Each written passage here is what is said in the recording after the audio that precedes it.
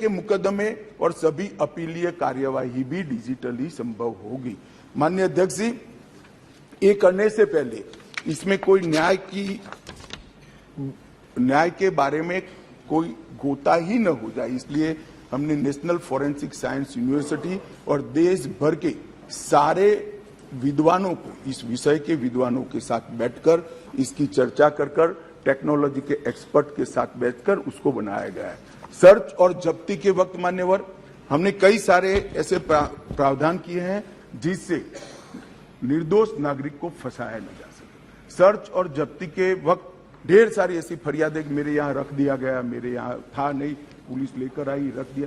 अब हमने सर्च और जब्ती में वीडियोग्राफी को कंपलसरी करा है, जो अब वीडियोग्राफी केस का हिस्सा होगी।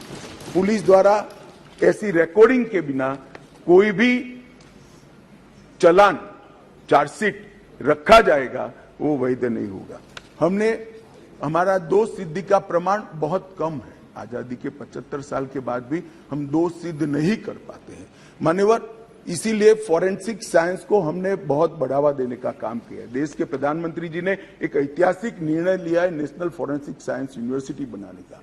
मैं इस सदन के माध्यम से पूरे देश को आश्वस्त करना चाहता हूं कि 3 साल के बाद हर साल 33,000 फॉरेंसिक साइंस के एक्सपर्ट और साइंटिस्ट को मिलने लगे। ये इसलिए किया गया कि कानून हम लेकर आने वाले थे मान्यवर। एक कानून में हमने लक्ष्य रखा है कि दोष सिद्धि के प्रमाण को, कन्विक्शन रेशियो को 90% से ऊपर लेकर जाना है, ये हमारा लक्ष्य है।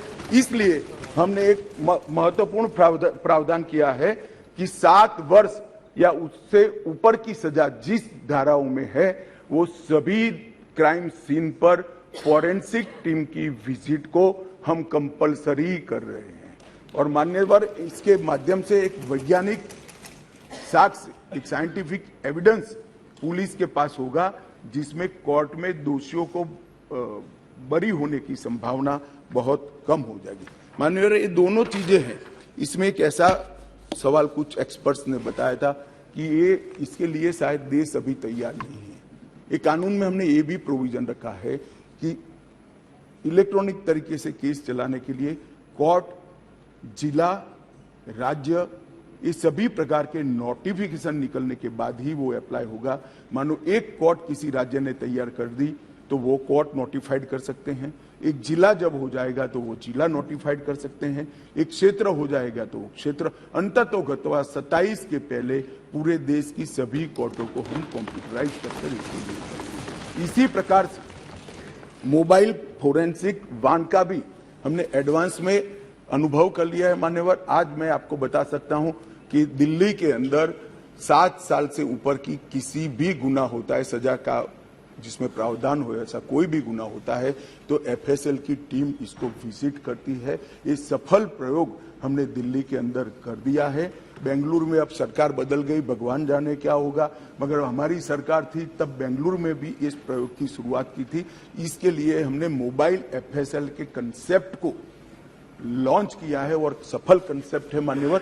हर जिले में 3 मोबाइल एफएसएल घूमती रहेगी और गुना के जगह पे जाएगी।